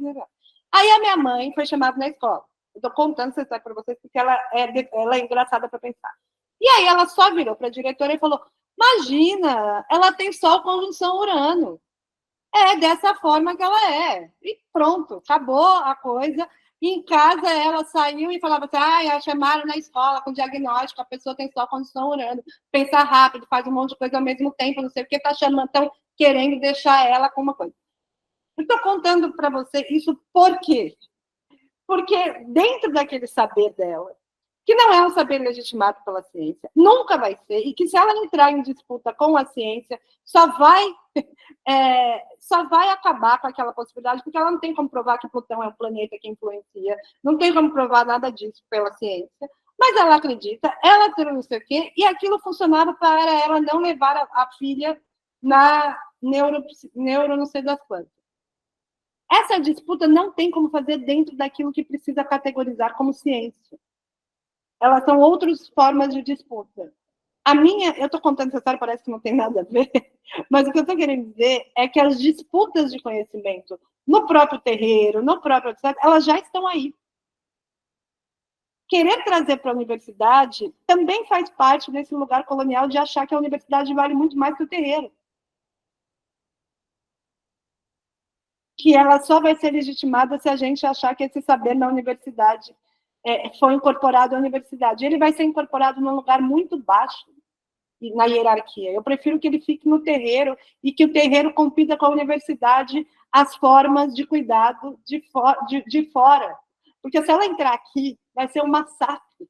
É esse o meu lugar de pensar de colonialidade. Mas ele não é unânime. Não precisa ser a verdade, mas eu, Lia, acho que disputa melhor de fora do que quando entra aqui e fica legalizado a ser conhecimento de baixa intensidade, de um conhecimento que não é verdade absoluta, que a ciência não tem como provar. Deixa a disputa de fora. Nós vamos disputar que há outras formas de cuidado espiritual, que as pessoas estão adoecendo por esse cuidado espiritual, porque essa ciência aí que vocês produzem não leva em conta que 92% do brasileiro acredita no mundo invisível. Só 8 brasileiros formados na USP, na sociologia, que são ateus de verdade, o resto não é. Ninguém é. A gente que está com esse problema de não levar em conta a espiritualidade e o mundo invisível, não o terreno. Entendeu? Então, eu acho que a disputa dentro da universidade, ela recai, mas esse é o meu pensamento. Aí eu prefiro ficar com a teoria crítica, né, que vai fazer a crítica a toda essa produção epistemológica dessa forma, das relações de poder, do que pensar isso dentro da academia. Bom, a Bárbara, da USP, me fala, né, sobre um pouco da vergonha. Eu não gosto da ideia de vergonha, nem da ideia de culpa. Eu sempre penso que nós somos todos responsáveis pelo mundo na qual a gente vive. E eu gosto da frase do Krenak, que eu acho maravilhosa, que ele fala: todo branco que eu conheço diz que não é responsável, não é culpado pelos seus ancestrais. E ele diz: bom, de fato não é, mas se os próximos ancestrais, se os nossos filhos, nossos netos, bisnetos, encontrarem este mundo desta forma, os ancestrais seremos nós, né? Não há possibilidade de pensar um mundo em que todos nós, a gente não seja responsável. Mas não dá para pensar essa responsabilidade de forma ingênua, que é pensar que a gente tem o mesmo lugar de poder do que, por exemplo, uma Big Tech, né? Ou seja, é preciso entender quais são os lugares, né, em que a gente ocupa e que lutas podem, inclusive, disputar essas estruturas de poder. Eu não sei se vocês não viram, baixem absolutamente o relatório de desigualdade produzido pelo Oxfam no ano passado. A condição de vida minha, que sou de classe média, tenho casa, tenho carro, sou professora universitária, ela é muito mais próxima de um morador de rua de miserabilidade do que dos ricos e dos bilionários muito mais. Você vê, e a minha vida é muito distante da miserabilidade de rua, muito distante.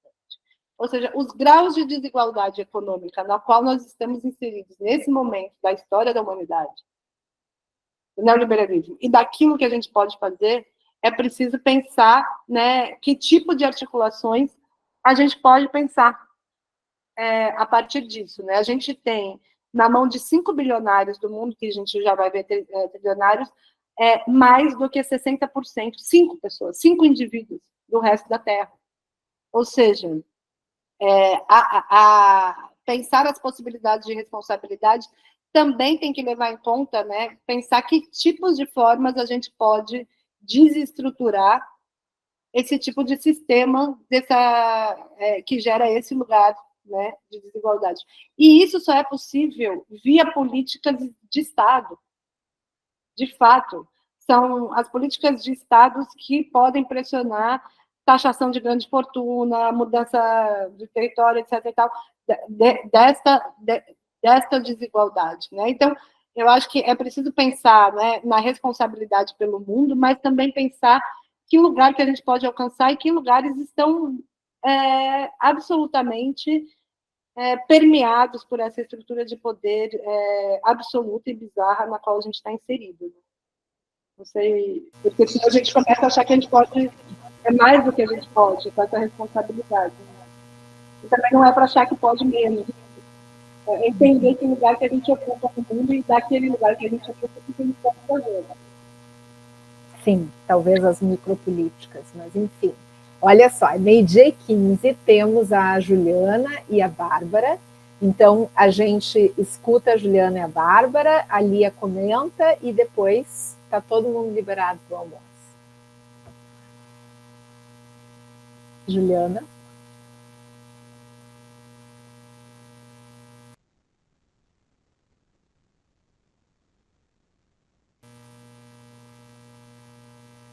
Está mutada, Juliana.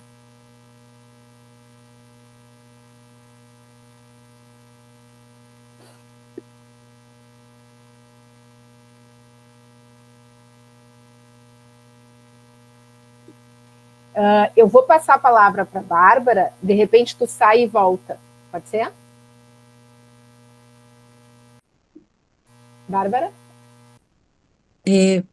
Boa tarde, vocês estão me ouvindo?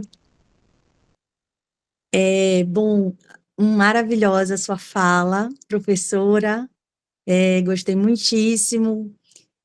Mas eu fico com uma série de questões, né? Claro, eu acho que é isso que faz a sua fala ser maravilhosa, porque ela amplifica o número de questões, né?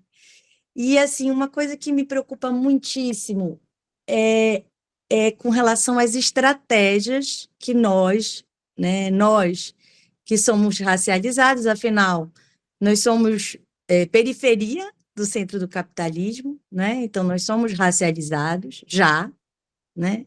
Quais são as estratégias que nós temos para lidar com essa fragmentação, não é? Que o discurso do particular como universal, de um particular específico, de homens brancos, vitoriosos, né? Pode produzir de efeitos políticos em nós. Eu estou falando isso em que sentido? Tem duas coisas que me incomodam nisso, né? Porque o discurso racial, ele não é um discurso, como a senhora muito bem falou, ele não é um discurso sobre verdades, ele é um discurso que se molda a uma determinada política, uma biopolítica, vamos dizer assim, não é? Que tem uma estratégia de hierarquização social, tem uma estratégia de produção de valor. O meu temor é que o próprio discurso, às vezes, racista atual, se cola numa espécie de empreendedorismo individual que macula exatamente a relação entre racismo e uma estratégia biopolítica material. Porque não é simplesmente racismo, não é discurso só, né? Ele, como a senhora apontou, tem um efeito de valor, tem um efeito na divisão social do trabalho, tem um efeito na divisão do que eu produzo, enquanto, por exemplo, eu me considero uma credora, que produzo trabalho que não é visibilizado na academia, né? Sou mãe, cuido de casa, gerencio casa, então isso tem uma contabilidade que não é, né? Que não é vista, que não é paga. Mas eu tenho uma dívida, eu nasço, segundo relatórios econômicos, como qualquer brasileiro, devendo 27 mil reais da dívida pública. Então, assim, eu devo para os bancos 27 mil reais assim que eu nasço no Brasil. Os bebês europeus nascem com 22 mil euros de dívida. Uma dívida aqui. De quem? Dos bancos? Isso que eu estou falando, assim, a racialização, ela não é simplesmente um efeito discursivo, né? Ela é um efeito de produção de hierarquização que tem uma racionalidade específica. E a minha preocupação com os discursos decoloniais, me perdoe, porque de um tempo para cá eu tenho tido um certo conflito com alguns discursos, né? Que não são necessariamente a verdade sobre a decolonialidade. Talvez eles não capturem alguns problemas estratégicos nos seus discursos. O primeiro é esse, que é, de alguma maneira, transformar a raça numa essência de capital de empoderamento, quando isso ajuda o capitalismo financeiro. A segunda coisa é uma crítica que eu acho muito frágil à modernidade, não é? E também à universidade. É óbvio que a universidade é um espaço que foi construído dentro de um determinado discurso ideológico de formação, inclusive, das elites, mas ela tem se construído também num campo de conflito dos de baixo, né? E, às vezes, a sensação que se dá é que as pessoas se apressam a fazer um discurso e não tentam unificar uma espécie de pacto também daqueles que estão dentro da universidade sofrendo as mesmas precarizações laborais, vamos dizer assim, e mentais daqueles que já são mais precarizados. A sensação que eu tenho é que tem uma certa tonalidade de quem sofre mais, de quem pode se distinguir mais pelo sofrimento, e isso me diferencia enquanto um capital e uma cartada que eu posso usar contra um outro, que está muito mais próximo de mim do que eu penso. E aí eu acho que isso aumenta sensivelmente o conflito e a tensão de grupos que deveriam ser grupos que se unificam. Aí eu acho que tem que ter uma estratégia de universalidade, que não apague as diferenças, mas que forma uma classe de precarizados, vamos dizer assim, eu acho que isso é uma palavra ruim, mas assim, de credores que são cobrados como devedores, enfim, a gente pode pensar em outras categorizações que ampliam uma noção, né, de racialização que não está simplesmente na essência da política ou da verdade da raça, mas que significam outras estratégias geopolíticas locais e com repercussões internacionais de unificação. A minha preocupação é essa, que na verdade, esse discurso tem servido, em boa parte, para se unir a discursos neoconservadores, né, que criticam a modernidade por ela mesma. Aí você junta toda uma crítica à ciência com mentalidade aqui do estado da Flórida, né, que acabou com as aulas de física e que institui as aulas da Bíblia. Não é? Você abre, na verdade, muito mais tensões do que estratégias de unificação. E eu lhe confesso, assim, eu concordo em absoluto com o que a senhora falou, mas eu estou pensando muito do ponto de vista político. Eu sou professora do FPA de teoria política, né? E muitas vezes eu já ouvi aqui na Universidade Federal do Pará que, como mulher racializada amazônica, eu não poderia escrever sobre teoria política, que eu deveria escrever, no máximo, sobre meio ambiente e as populações nativas, né? Então, eu sou uma resistente nesse sentido, mas, ao mesmo tempo, sou acusada de ser colonialista, porque sou teórica política. Então, veja bem como tem uma contradição aí, não é?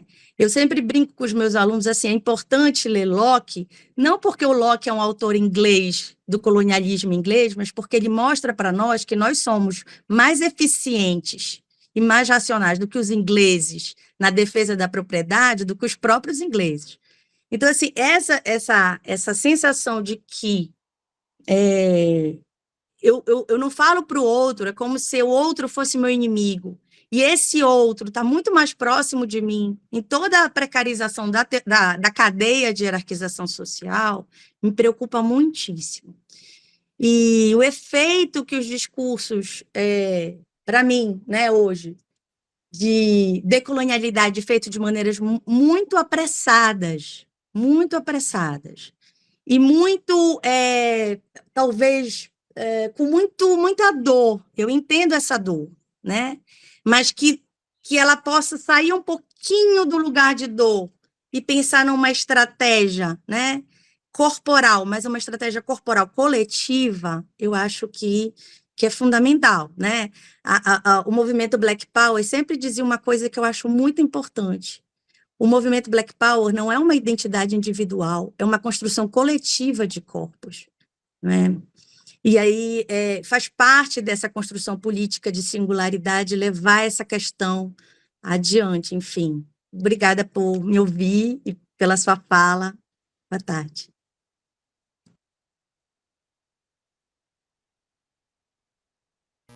Bárbara, acho que não é uma pergunta, né, Bárbara? Acho que é mais uma colocação aí do que tem aparecido. Eu queria que a senhora um pouco pensasse assim, o que isso, né? Porque agora na tensão trazida pelo aluno, eu acho, e outras tensões, né, que foram faladas sobre, a senhora também falou sobre as tensões do seu grupo, né? Um pouquinho sobre, eu acho que esses efeitos também, né, que podem ser capturados por um outro tipo de hierarquização, outro tipo de que eu chamo de repatriarcalização, né? Então, assim, é um pouco ouvir a senhora nesse sentido. Então, eu acho que estamos todos, né, Bárbara, com todas essas questões aí que você coloca, não vai dar tempo, né, necessário para pensar. Podia falar sobre cada uma delas um pouquinho, porque são questões que, né, tenho pensado também, né? Como é que a gente pode pensar uma particularidade que não se feche em si, que não seja própria de um processo, de uma particularidade narcísica, que vire quase uma identidade fascista, né? Em que o outro, ou que vire essas competições de eu sofri mais, eu sofri menos, então eu tenho mais possibilidade de falar porque eu sofri mais, eu sofri menos, que tem acontecido, a gente vê entre os estudantes, nesse campo, né? São todas questões que eu já pensei muitas vezes, eu não tenho respostas, mas tenho algumas reflexões a respeito, né? Eu acho que a gente está numa condição absoluta de um extremo, né, da precariedade dos direitos sociais, a partir, né, desse neoliberalismo que vai surgindo e que se intensifica, e que na pandemia cria um buraco que parece que o mundo morreu na pandemia, agora a gente só está meio vivendo depois, no sentido da desigualdade que sempre, assim, a pandemia foi o lugar de gerar uma desigualdade que possibilitou infinitamente a construção desses trilionários, que nunca se teve na história da humanidade tanto dinheiro e tanta propriedade na mão de tão poucas pessoas. Na história da humanidade. Nunca teve 5 pessoas, 5 indivíduos que tivessem mais do que 60% do resto da Terra, que é ali que eu coloquei no relatório da Oxfam. E aí, talvez, fique tão difícil de pensar nessa dimensão de que a gente tem que lutar contra isso, que aquela pessoa que tem 10 reais a mais que a gente parece o inimigo.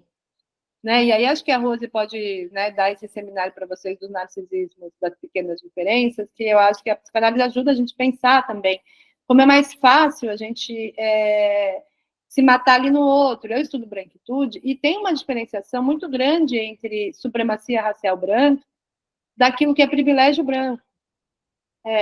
A supremacia racial branca, a gente está falando dessa economia global, né, que está ligada a um capitalismo racial.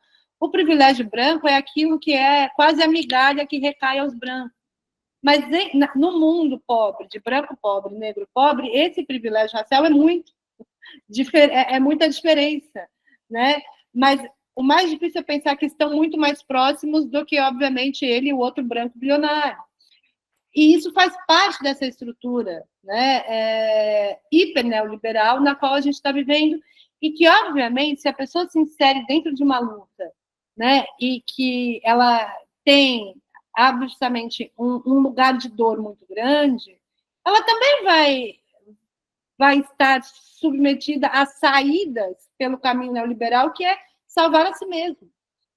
Então, assim, eu não estou respondendo, né, estou refletindo junto, né, isso é sintoma, essas discussões do colorismo, o debate que vai rompendo os laços dentro desses coletivos que vão sendo formados na universidade, que criam mais problemas de saúde mental, né, que são muitos, que, né, quando a Rose e a Luciana falam que também estão entre professores e alunos, mas estão também muitos entre alunos e alunos, isso vai sendo rompido o laço social, assim, de tal forma, mas exatamente porque aquele que é hoje o nosso inimigo está muito longe.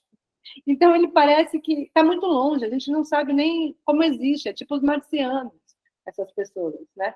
Então, é muito mais próximo esse aqui, que está do nosso lado, que tem os 10 reais, metaforicamente, ou tem a cor mais clara, ou tem etc e tal, como um lugar da representação daquele outro, né? E às vezes a dor é muito grande para você conseguir sair de dentro desse lugar que te fecha, para olhar que essas pessoas, elas aparecem quase sem falta, porque elas têm aquilo que eu não tenho.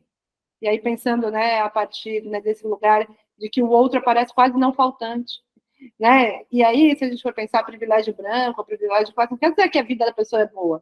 Ela tem gente com... A mãe morre com câncer, a não sei o que está doente, tem uma vida difícil, mas é que a raça não está impedindo ela.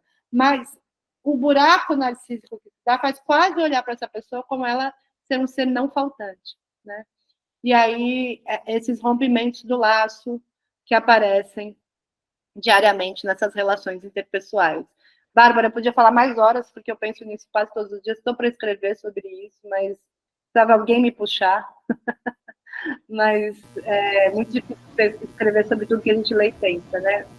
Acho que isso fica para uma próxima aí, e a Rose pode também dar esse narcisismo das pequenas diferenças aí para tudo.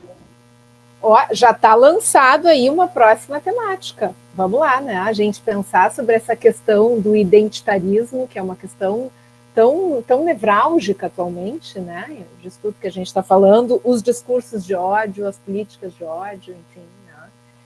E esse uso do decolonial, eu acho que a questão da Bárbara foi muito interessante e veio um pouco na direção do que eu tinha colocado. Mas eu não respondi essa parte, porque eu achei que eu já tinha respondido. Como eu não sou da teoria decolonial, eu sou da teoria crítica de raça, e também não gosto de ficar falando de algo que eu não sou tão aprofundada, né? Então, para não parecer apressado. Mas eu acho que, assim, o que eu já li de estudos decoloniais, às vezes pode ser mais do que muita gente tem usado, decolonial de alguma forma, assim. Eu acho que não tem uma proposta absolutamente como tem sido o debate na internet, ou como tem sido o debate...